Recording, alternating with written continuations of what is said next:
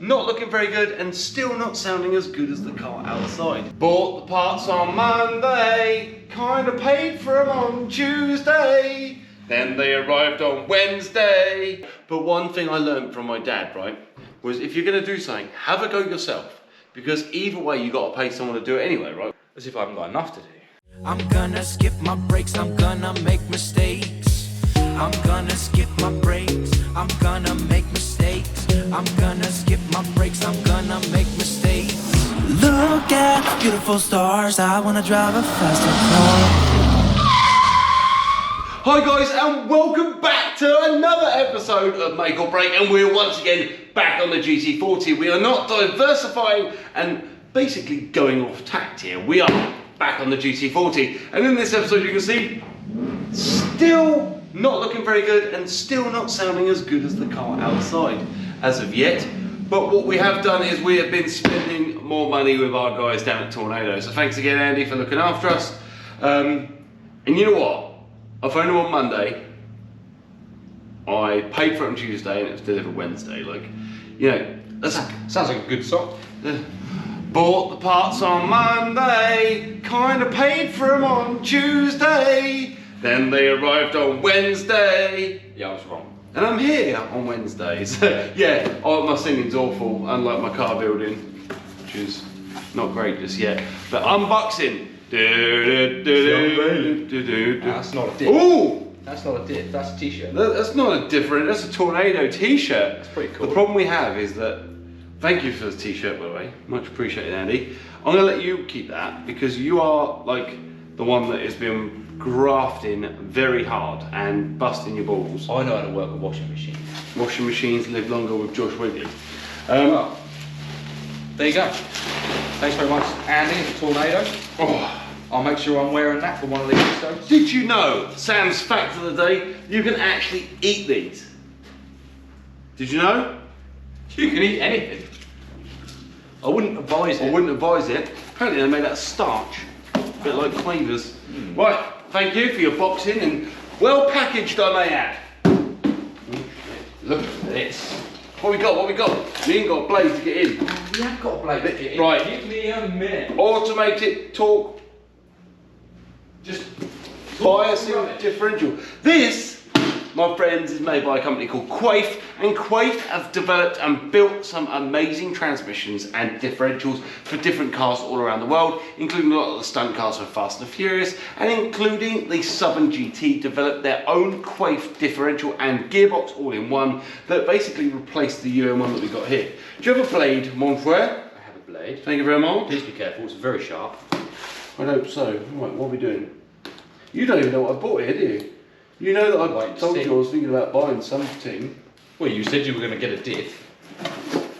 Most people, have you got a normal diff here anywhere? Yeah, but people can. I've got a limited slip diff down there. I can probably find a diff. Just so that we can show people what a normal diff would look like on a rear-wheel drive car.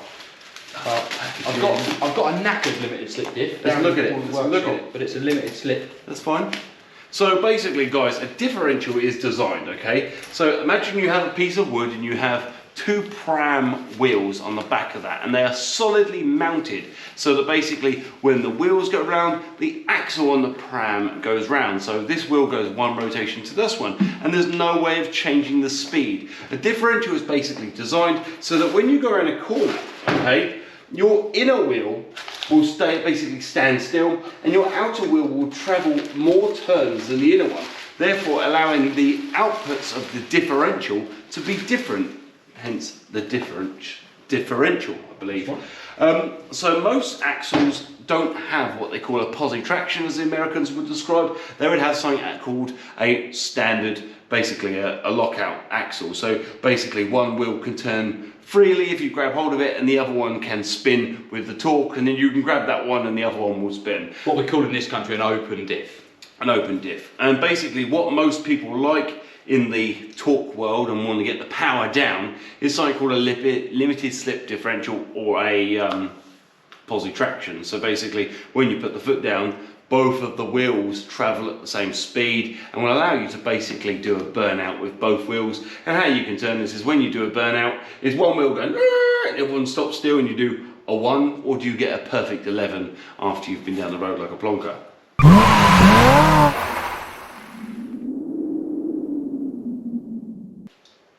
Yeah.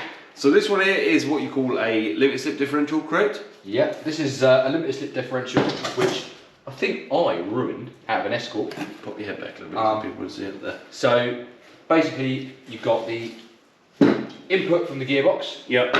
which comes through the prop shaft, bolts to this flange, and as the prop shaft turns, it will turn this To a 90-degree angle. turn a pinion cog in here that you can't see, and then it will turn the crown wheel at the back. So as the crown wheel turns, it will turn this circular motion this way, 90 degrees, into a circular motion this way more to the point, to give you forward and backwards rotation of your wheels. And the reason it's called a crown wheel, may I add, is that this part here, the actual crown wheel, unbolts, okay? So you can actually unbolt this crown wheel, and it basically looks like a crown that goes on top of your head. Wouldn't recommend it though, you get very oily hair. And it stinks. Gearbox, why am I not wearing gloves? I quite like the smell of gear oil and diff oil. Oh, I I hate think weird. And then, in an open diff, what you would have inside this cage is a series of 4 cogs. And those 4 cogs would mesh into each other and they'd spin sort of in any kind of direction depending on the traction at either given wheel at any time. So the idea of that being is that if this inside wheel hits dirt, the cogs inside, the 4 cogs inside, will turn in such a way that it won't send power to that wheel. It will send power to that wheel and won't send power to the wheel that's binding, essentially. Which, in a performance car, isn't a particularly good asset to have. You want to be able to get power to both. You want to drive out of that mud as opposed to... You want the power to be sent to both wheels as best you can, and that's when you have something called a limited slip differential. And that has...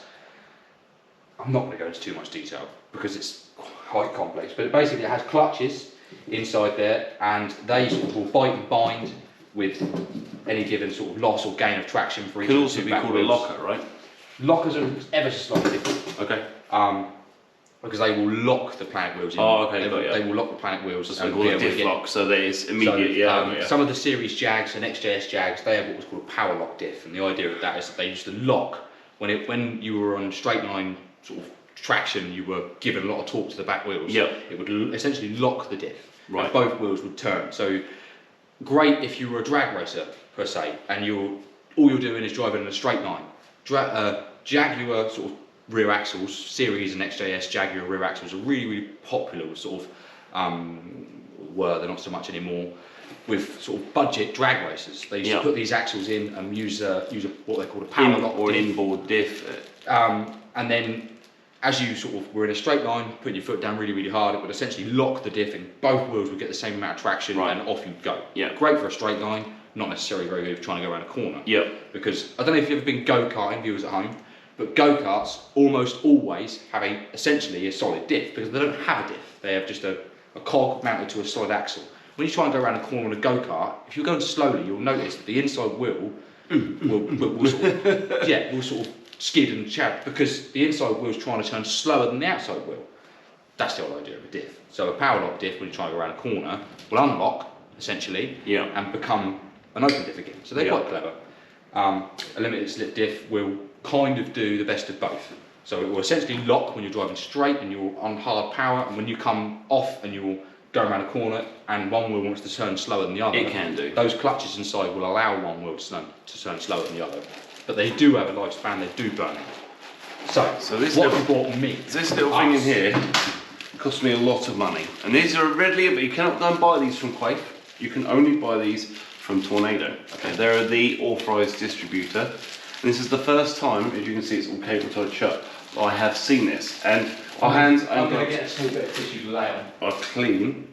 This is our limited slip locking diff for inside our UN1 transmission. So this will allow us to put our power down and distribute it back to both wheels evenly, which is nice. And throughout the next series of episodes, if you have a look at that, Josh, we are going to be trying to install this ourselves. And I'm telling you straight, right now, this may be something that we do successfully or unsuccessfully, okay? But one thing I learned from my dad, right, was if you're going to do something, have a go yourself. because either way you got to pay someone to do it anyway, right? We could drop this to a gearbox person, they'd fit it and we'd be laughing and it'd be done, yeah? But what have we learned from doing that? We haven't learned anything at all, have we? We've learned how good our gearbox man is. Exactly. And that's probably how much he charges per hour. And why we try to pay him that much money. Or what we'll find is this is something you can do yourself. And it's beauty, it's a thing of art, isn't it? Yeah. I kind of want to put that on, like, I want to turn it into a trophy. And maybe we should. Maybe we should take our differential out of our UN1 transmission, which I'm going to go grab, okay? You're going to want a hand, because it's not like... I've got this, I've got it. There's our box of gears, okay?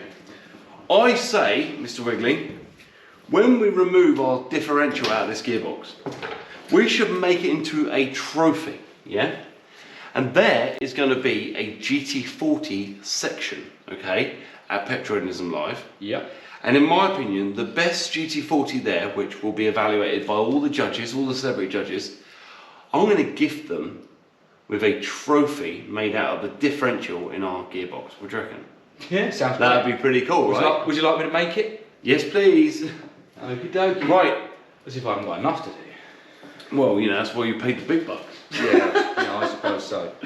So, the diff in this gearbox is right at the front in the transaxle. We think. So, I figured that much out already. So all of the gears, all of the three main shafts and all of that are in the rear section of the gearbox, and the diff is in the front. We are going to need our crown wheel off of our existing diff. Because that bolts to these bolts here, correct? That's right. Obviously, as you can see there, compared to the diff that I had here earlier, which is here.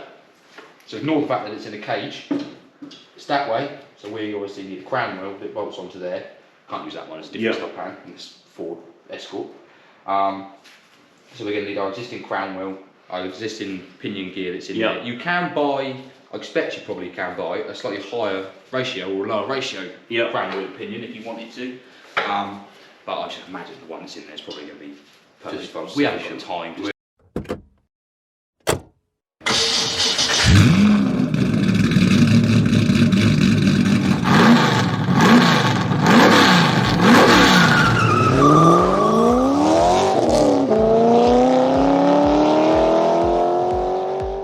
When we get in there, if we see any damage on the next few videos you're going to see, we're going to be inspecting this gearbox as we take it apart as well. And we're going to be taking advice from each and every one of you. If you see something along the way that you think, do you know what guys, I think this or I think that, please put it in the comments, because this is, every day's a school day, right? We are not experts in any way, shape or form taking this gearbox apart. Oh, in no way, shape or form are we gearbox specialists for a start. No, not at all. But we are going to have a go. So this is about now, we are going to invest our time, we're going to invest the knowledge of you guys and stuff that's online. We're going to take the bell housing off, we're going to inspect that, we're going to work out what the idea of the bell housing and what the idea of the fork is, what the idea of the input shaft is, and we're going to basically work our way through this gearbox.